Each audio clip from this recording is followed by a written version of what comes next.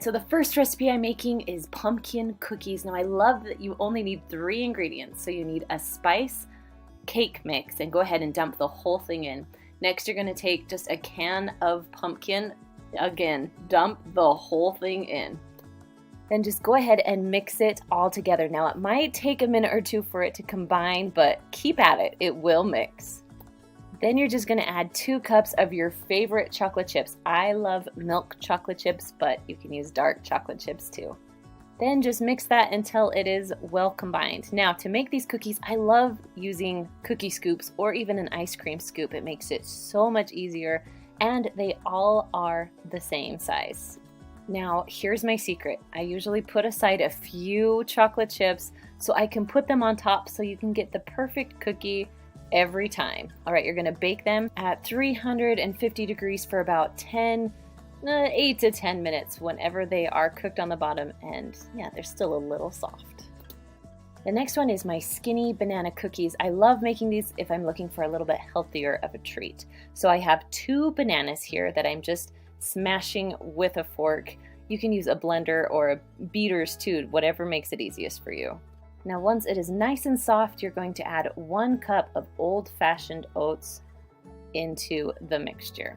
Then you're going to add about 1/4 cup of semi-sweet chocolate chips or milk chocolate chips, whatever one you choose. Then you're going to mix it well. It's going to take a minute to get everything wet, but just give it some time. Again, I'm using my cookie scoop because I love using it. They're all uniform and they all cook the same. So that's why I love using a cookie scoop. Now you're going to cook this at 350 degrees for about 12 to 15 minutes until they harden up and they are cute little banana cookies. The next one is Rolo Pretzel Turtle Bites. Now I would suggest getting smaller pretzels than I have here because the Rolo did not want to stay in the middle, so smaller pretzels is a must, but they still worked out. So you're going to put a Rolo on each pretzel. Then you're going to cook it in the oven at 350 degrees for about 3 minutes. The Rolos are going to be melty, and all you have to do is put a pecan on top and you are done. Next up is 3-ingredient Reese's Fudge. Now, it really is 3 ingredients, and you guys, it is one of my favorites. So you're going to take a 9x9 square pan, line it with foil, and then spray it with cooking spray. Then you're going to take your Reese's. I had a very good helper helping me today. We're going to do 16 on the bottom of the pan. Next, you're going to take 3 cups of chocolate chips and then just dump them into a microwave-safe bowl.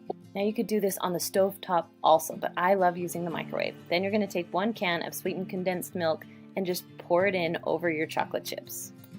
Then I like to microwave in 30-second increments and then stir in between each 30 seconds. Then stick it right back in the microwave.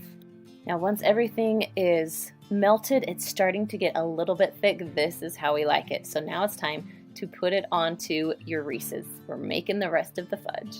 Go ahead and pour it on very gently. The Reese's might come up a little bit as you're spreading, so just try and hold them down as you spread.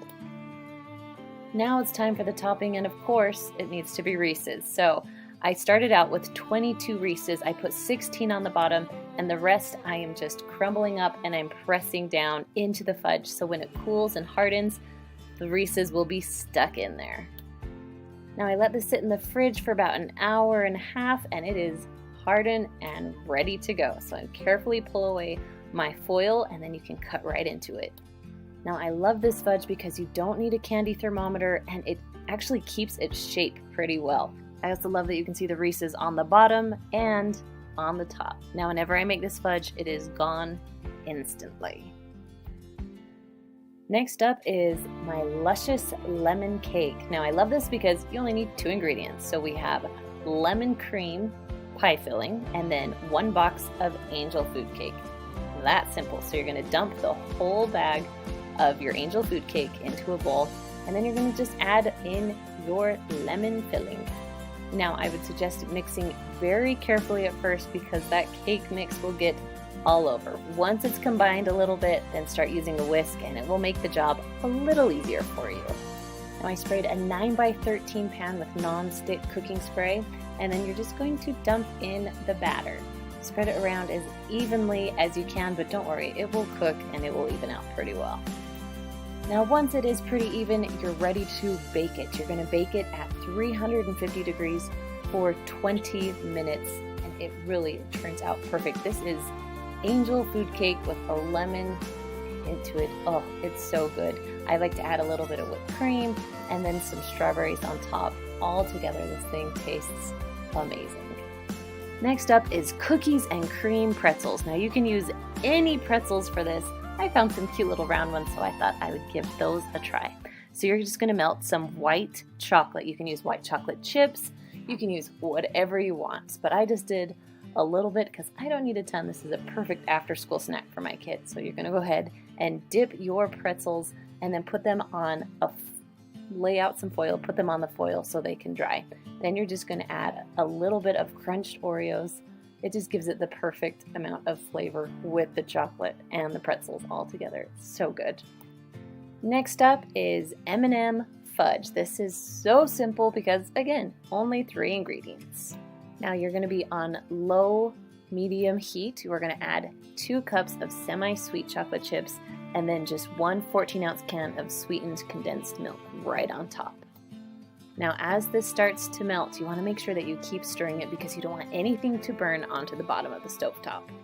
Now once it's all melted, you're going to go ahead and add 3/4 cup of those little mini baking M&Ms and just mix them just until it's combined, no more than that.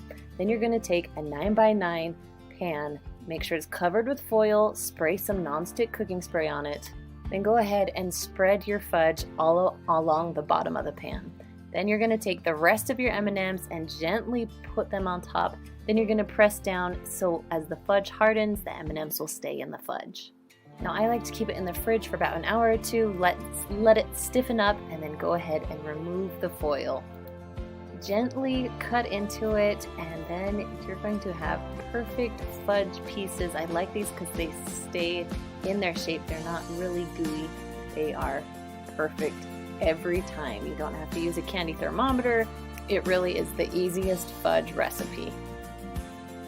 The next recipe is banana bread, or kind of like banana cake. So you're going to start with 2 bananas.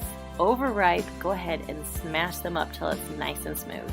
Then on top of that, you're going to add half of a package of a cake mix. Now, you can double this recipe and use the whole cake mix and add more bananas, but I didn't want a ton of banana bread, so I'm just halving the recipe today. So I used half the package. Then you're just going to add 1 egg and then mix it all together. Those are your 3 ingredients. Now once it's all mixed together and pretty smooth, I mean, you will have a little bit of banana chunks in there, which is, I think, delicious. You're going to go ahead and spray 2 small pans. Then go ahead and trying to even out your cake batter, or I guess your banana cake batter. There we go. So each pan is about filled the same. Next, you're going to preheat your oven to 350 degrees and you're going to cook these for about 30 minutes. Now, if they need to cook a little more, go ahead and do that, but I like them a little bit golden brown and they are super soft in the middle. Up next is my 2 ingredient strawberry fudge. Now, this is super simple because you just need 2 ingredients. You need strawberry frosting and you need white chocolate, about 12 ounces of white chocolate.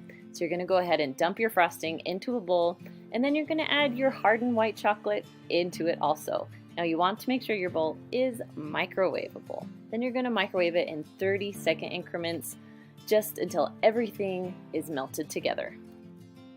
Now go ahead and set your frosting mixture to the side. You're going to get a 9x9 square pan. I lined mine with foil, sprayed a little bit of cooking spray, and then you can dump your strawberry fudge right into it.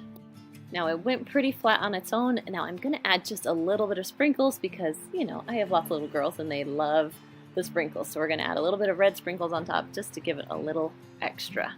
Now I stuck mine in the fridge for about an hour until it was nice and hardened. Then you can pull it out, pull off the foil, and it's time to cut. Now I know what you're thinking. It's a little odd that it's just 2 ingredients, but I'm telling you, it is my kids' favorite kind of fudge. Now, of course, I need an Instant Pot recipe in here, so I'm going to make dulce de leche, or homemade caramel. So we're going to start out with a 14-ounce can of sweetened condensed milk. Now I'm actually going to cook it inside of this can, so we have to take the wrapper off. Now once the wrapper is off, this is the most important part. Take the lid off. You will have an explosion or something horrible, so make sure the lid is off. Now to make it a little bit easier, you want to put something down below, so whether it's foil or a trivet, something so it's just not right sitting on the bottom. Then you're going to cover your can with aluminum foil. Now make sure it is sealed tight as you can get it.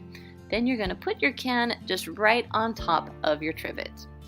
Next, you're going to fill up your pot until the water is about halfway up the can. Now, although it's hard to tell here, the water is filling up, and when I'm done filling it up, it's halfway up the can. So now you're going to put the lid on, make sure that it's really tight and sealed correctly, and you're going to turn the knob to sealing. Now, depending on which kind of Instant Pot you have, this Instant Pot has a pressure cook button, or if you have a different one, it could have a manual button, but we're going high pressure all the way up to 40 minutes.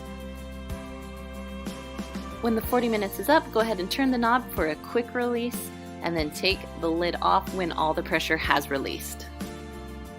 Now you're going to want some sort of oven mitt to pull out your can. You can use your trivet, but for me it was easier just to use my oven mitt and pull it right out.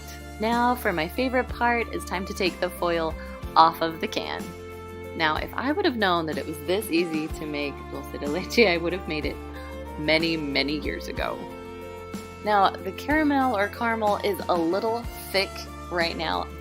The goal is to get it nice and smooth. So I like to dump mine into a bowl and put about a half a teaspoon of vanilla on top and just start mixing. Now keep mixing because it will get smooth and it will start to set up. As soon as it sets up, you can serve it with apples. I like to serve it with a little bit of sea salt on top. Now I just had a recipe a few weeks ago where I made some caramel poke cake. That would be delicious on this poke cake. Now, if you love these desserts, you're gonna love our 3-ingredient dinners. You can find that right up there. And I will see you guys next time. See ya.